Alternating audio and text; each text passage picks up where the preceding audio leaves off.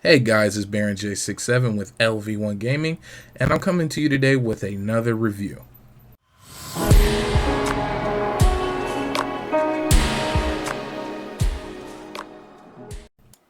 So look, if you guys know anything about me, I am absolutely hooked on tactical squad-based RPGs. Anything from your XCOMs to Final Fantasy Tactics, like these are games that are like right up my alley, right? So when I came across Ruin Raiders from Freedom Games, I immediately knew I had to check it out. Now, where this game stands out from others in the typical tactical RPGs is this is very much so a roguelike. I didn't know how they were going to mix the tactical squad based gameplay with roguelike mechanics. I mean, when you think roguelike, it's like, hey, you mean I die and I lose all my progress? And with Ruin Raiders, it's kind of the case. They do figure out a way to make this work together very well in a way that creates a infinite grind feel that is something enjoyable, especially for those. I mean, like I said, if you love the grind, this game definitely offers that tenfold. So let's get into the story of Ruin Raiders. So you take command of the Ruin Raiders Association, which is a group of sentient animal soldiers who are found this ancient civilization in this underground cave that you send numerous amount of soldiers to die to gather research and advance your soldiers' equipment. I mean that's a rough summation of what happens in this game, but yes, that's exactly what happens. Like there's even load screens that say no one will return. This is a one-way trip. Every squad you create and you hit, scavenge, and you go into the ruin to go on your run, all those soldiers are dying. So that squad of 3, whether it's a rhino, whether it's the cat, the bird, they die. So don't get too attached. And yes, you heard me right. The soldiers in this game are animals. There's a rhino, there is a cat, there's a salamander, a bulldog, a walrus, and I believe I'm missing one more. But each animal kind of fits into a class, even though there are no class locked weapons or like specific abilities like, oh hey, I'm picking my sniper, I'm picking my tank. But the abilities that each animal has kind of fits them into a role that you're going to use them. For example, you have the rhino and he has an ability to boost his shield for a turn. And then even when you level him up, you get an ability to boost your shield and bring aggro onto you.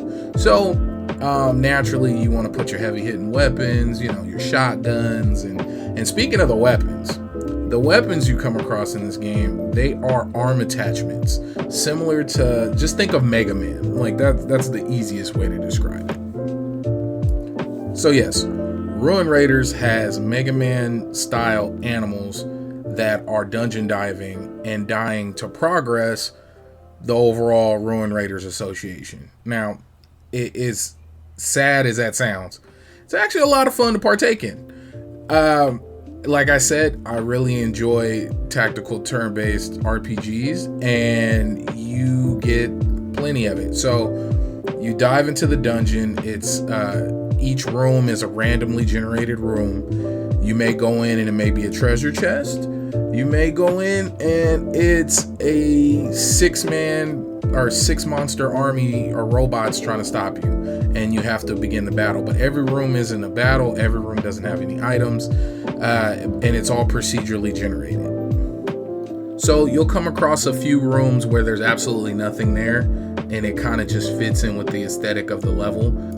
As you progress through each area, or I guess levels, you find that the enemies gain different abilities. They definitely change design, and you go from your atypical monster shooting a gun at you, a robot shooting a gun at you, to having suicidal rock gremlins who, if they can't shoot you and they get close enough, they run up next to you and explode and do all types of crazy damage. Now, while playing Ruin Raiders, I did run into some glitches and some game-ending bugs where the enemies will get caught in the attack phase and force you to close the game or have to back out and redo your run. So it didn't happen enough to make me want to stop playing the game, but it did happen enough to where I felt like I had to bring it up here.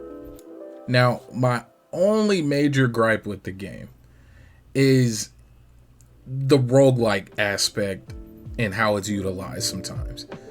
So along with having to lose your character's progression, you come across walls, and these walls you cannot upgrade past unless you lose. So if you're having a very successful run, if you're beating all the odds, you got a solid strategy and you're fighting your way through it, you will still hit a point to where you have to die in order to go back to base, in order to upgrade to be able to use the item drops that become available in the higher levels. For a quick example, if you make it to the level 2 area without having the level 2 weapons and items unlocked at base, all the health drops, all the weapon drops, all the mod drops, all the things that allow you to customize your character, your squad, in order to survive the area, you'll get the items, but you can't keep them and you don't have access to them because you can't unlock it. But I know that's the roguelike mechanics. I know that's a major part of it, the whole, having to die to progress. But it's weird because they allow you to craft when you find the rooms. Of course, it's not always there, but you'll come across crafting areas. So I was just hoping to find an area to where you could pay maybe even extra or something along those lines in order to access your upgrades, so then you can continue the run you're having. Overall, I wouldn't recommend this game to everyone. I would say if you enjoy the item world in Disgaea games, if you